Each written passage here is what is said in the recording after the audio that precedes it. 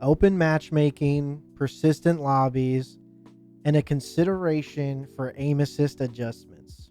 Treyarch Activision seems like they're listening to the community, but are these changes or the willingness to change going to help you decide whether or not you buy the game? And for those who have already bought the game, is it going to make the experience better for you? What's going on, guys? It's Jay Parmigan, and today we're going to be talking a little bit more about Black Ops 7, its future, the end of the beta, and probably my last video on it until maybe release. Battlefield 6 just came out today, and the beta for Black Ops 7 just ended recently. We got a couple announcements from Treyarch over on their Twitter regarding the beta performance, what they learned, and also some changes that they're going to be bringing to the main launch of the game. One of the biggest ones is that they're going to make open matchmaking the main quick play mode, removing SBMM, and I'm assuming putting that on to just ranked mode. We'll see when the game comes out, but I would assume that's the case, or maybe there's also an option to do SBMM. Now, if you look at the thumbnail, you'll see that open lobbies won't save you. And this is something I genuinely think that too many of Call of Duty players are clinging on to. Everyone immediately, and for years now, have been talking about how SBMM is the death of COD, right?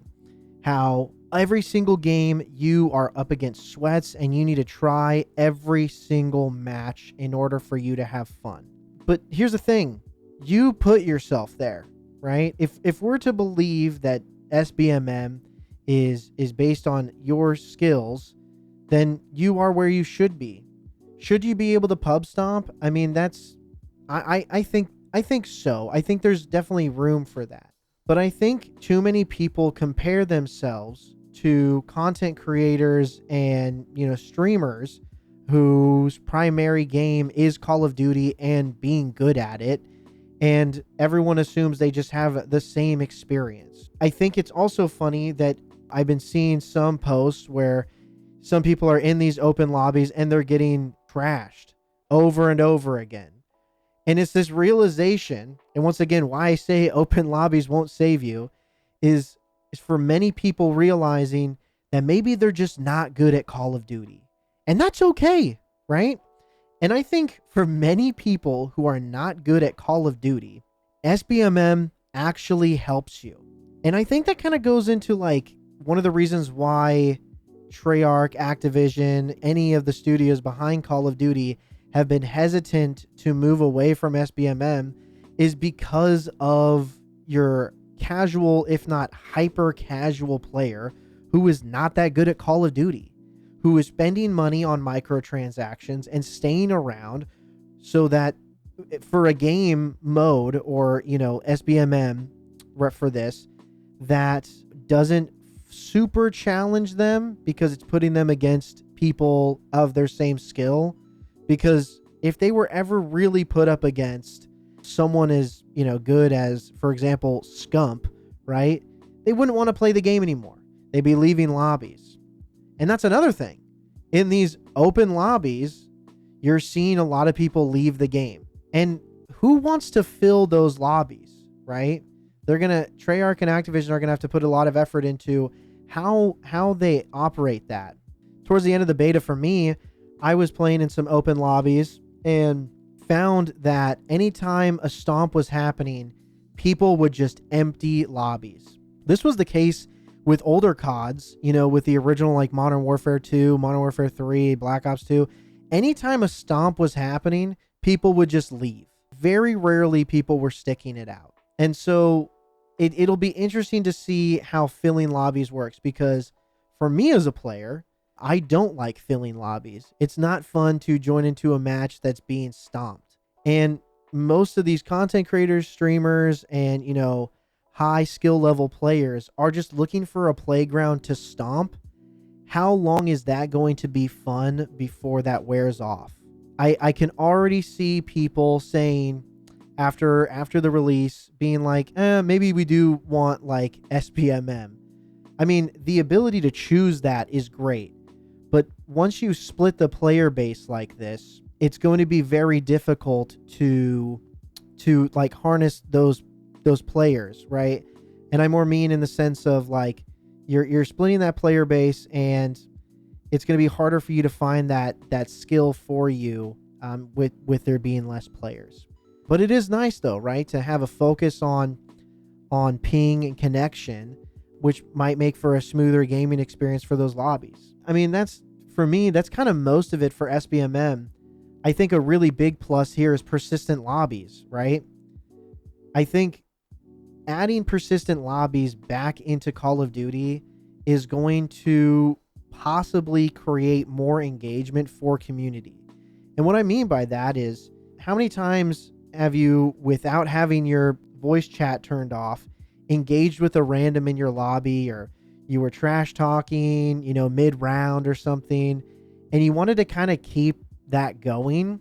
With recent CODs, you have not been able to do that because of lobby disbanding after a match. With this persistent lobbies, being brought into Black Ops 7, we'll be able to have those kind of longer term, trash talk bouts. And I think that's fun. I think that kind of brings us back to like the old COD videos of where it's just literally people shit talking. Like, everyone always says like no one would be able to survive in a COD lobby from the late 2000s, early 2010s. Let's see if that happens with people being able to have persistent lobbies, right? And now on to the next one, and the biggest thing that they talked about in their video today is aim assist adjustments. Now, to be open, I'm a keyboard and mouse player. Back in the day, I was a controller player, and for me, I feel like everyone is like the boogeyman is aim assist, right? And as a keyboard and mouse player, I don't know what aim assist feels like on controller. I haven't played controller literally since the late 2000s and early 2010s. But everyone always talks about how it's like aimbot. It's playing the game for you, right? And you have a streamer, Tim the Tap Man, who has tried to use and learn controller for the beta. And yeah, let's take a little look at how that went for him.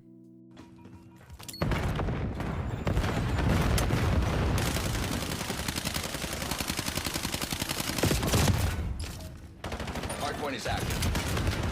Hardpoint locked down. Are you still using the Razor? Or am I getting solo build? Hostile personnel have captured the hardpoint. I haven't been using it, but not because it's not good. Just Pretty funny, huh? Yeah. I mean, I don't know how strong it is. Obviously, if Treyarch is opening the conversation to adjust it, maybe it is that bad, right? I'm under the opinion that if you don't play controller or you don't play mouse and keyboard, you wouldn't just be able to jump on the other thing and just like it's riding a bike. I'm sure there are some bumps and there are some training wheels that you need to take off eventually, right? But I think that all of these things that Treyarch and Activision are talking about here for the release of Black Ops 7 is purely out of lack of pre-orders and the response to Battlefield 6. The game Battlefield 6 just came out, and we'll see how the reception goes. The reviews are coming in, and for multiplayer, they're great. For single player, for the campaign, doesn't seem like all that great. But I mean, who's really caring about a Battlefield campaign? I personally don't. I'm really in it just for the multiplayer. But we'll see, right? But this is truly all just a response to that. And how much more can we go for even bigger changes? And once again, something that we talked about earlier was, why did it take this many years for Activision and Treyarch and all the studios to pull back on these certain things? And it's literally just having a loud enough voice, right? So let's see what else they add. Maybe, I don't know. I'm trying to think of some things myself on what they could change or add or bring back, and I can't really think of too much.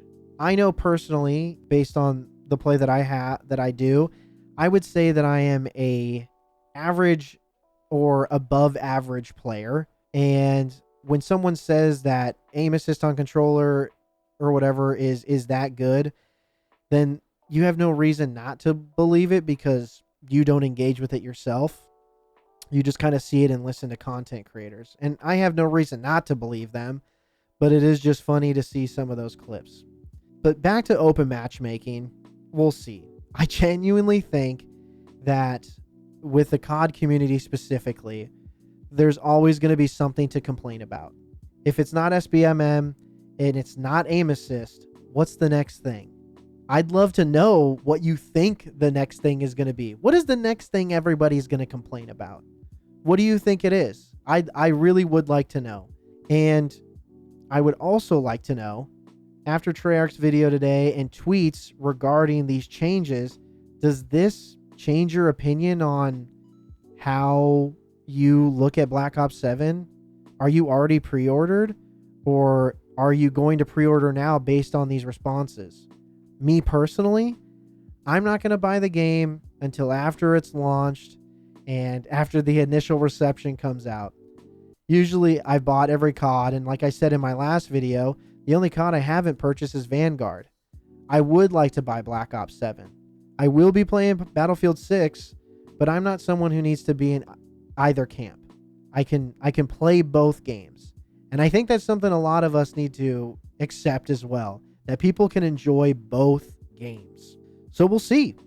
But once again, I'd really like to know your opinions on, Activision and Treyarch's tweets recently regarding the changes to Black Ops 7 and, the response to the beta. And let me know if there's another game that you'd like me to cover and talk about. I like to play FPSs. I like to play most games, but right now with kind of everything going on with Battlefield and Black Ops, I think it's just a good time to talk about those things. Next week, look forward to me talking about potentially what's going on with Game Pass. I have a lot to say about that just from experience in the industry I work in. And yeah, this has been Jay Parm with another video. Don't forget to hit like and subscribe. It really helps out the channel, and I will see you in the next one. Peace.